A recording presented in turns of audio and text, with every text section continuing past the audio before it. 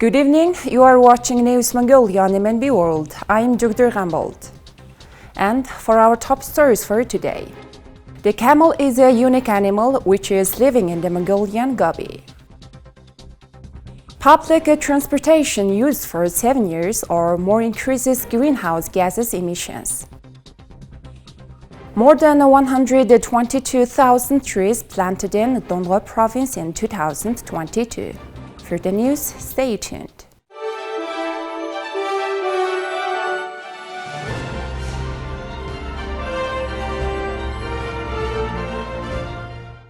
Camel Polo has become an exciting regional and national sport since it was first organized more than 10 years ago to protect and increase the population of backtrain camels.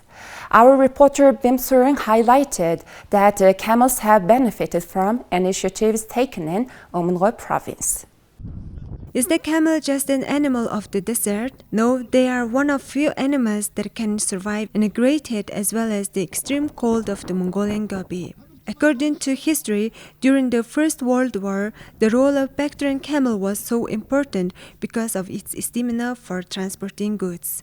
Camels are great to use for transportation and can carry 170 to 250 kg for up to 49 km per day. Camel hair used for ropes which encircle the traditional Mongolian gear dwelling.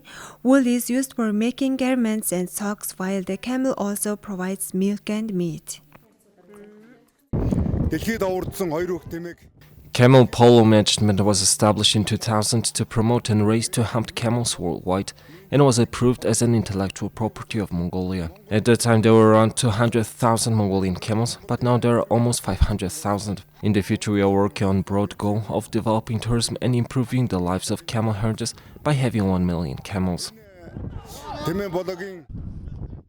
The reason why the Mongolian camel is so wonderful is that it is an endangered animal not only in Mongolia but also in the world. It is called the Gobi elephant because it's rare in the world and it gives birth only once every 2 years. For 20 years, the Mongolian Camel Polo Association have talked with more than 300 camel herders, held 5 Mongolian camel herders conferences, and are developing and implementing a camel protection and breeding policy. It will be continuous for 5 years and submitted to the state grade soon.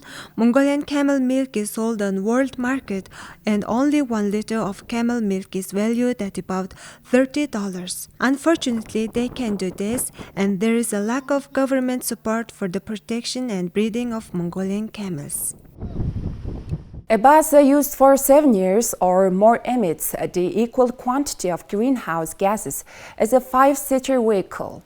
However, analysts concluded that one bus emits about 40% of nitrogen oxide. This continues to have a significant impact on increasing greenhouse gas emissions in the capital city. Therefore, there is a need to use electric and or gas engine buses in the public transport sector. The high emission of toxic fumes is largely dependent on the age of the bus, and secondly, we need to improve the fuel the bus is running on in the future, because there is a requirement to increase the number of electric buses. Also, the number of buses running on natural gas should be increased. There is also a pressing need to update the public bus fleet. There are 54 electric vehicles in the city. We believe that there will be 1 charging station for every 4 vehicles. It is being studied that by placing these charging points at 25 different places, it will be possible for the vehicles traveling in that direction to recharge the batteries when they run low on charge. Experts concluded that the amount of greenhouse gas emissions in the capital city 34 million tons. Therefore, if this type of policy can be implemented by reforming public transportation, which has a negative effect on the environment, it is possible to reduce greenhouse gas emissions by 22% by 2030. In order to achieve this goal, there are additional costs compared to what it costs at the moment. However, the capital cities persistently carry out this reform. In 2023, innovation in public transportation could be a new technology to further reduce greenhouse gases. Still, we have a lot of difficult elements in the society. But in the end, we can solve all the problems with a little bit of optimism in the end. So our finding is that if the city of Ulaanbaatar puts more effort, definitely we can improve the current situation. But I know that we cannot really achieve that certainly tomorrow in a week. But we really focus on the regulation issues and also the difficult reality of these Ulaanbaatar cities, and we are trying to compare with other the best practices in the world. So step by step, I think definitely Ulaanbaatar can make a progress. But I think the findings and our recommendations are not enough, and how to implement the policy measures can be more important. And if we make progress, it can have an impact on other cities in Mongolia.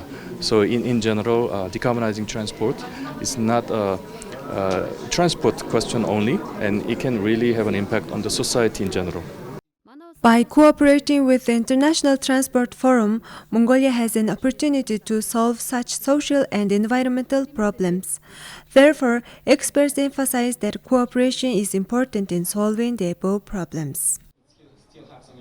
Desertification is progressing steadily in Dundgovi Province with more and more sandy clay soil.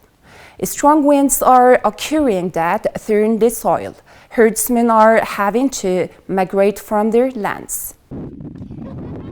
Construction of an agro-park for preventive tree planting in Dundgovi Province has been started. Local people have also started planting trees and vegetables in their yards. In this way, we can fight desertification, and everyone's participation is important, experts indicate.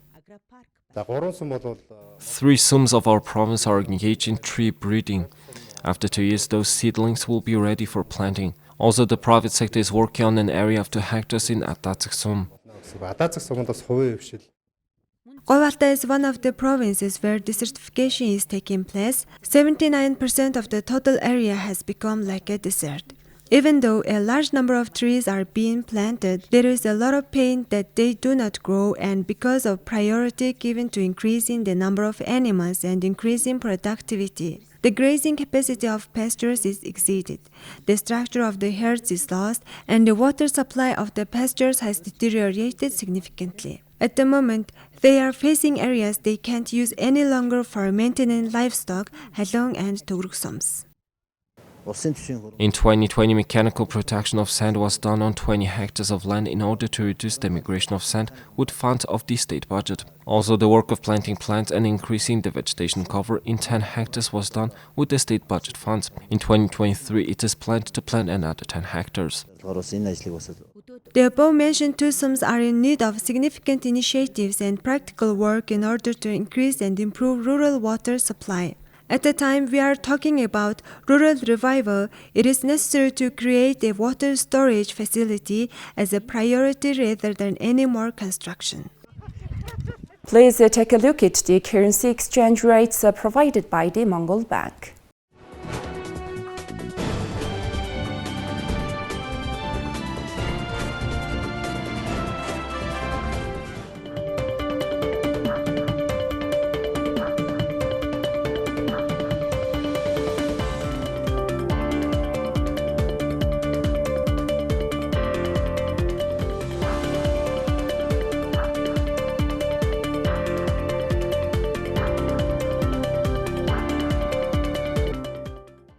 Please take a look at the weather forecast for the world's major cities.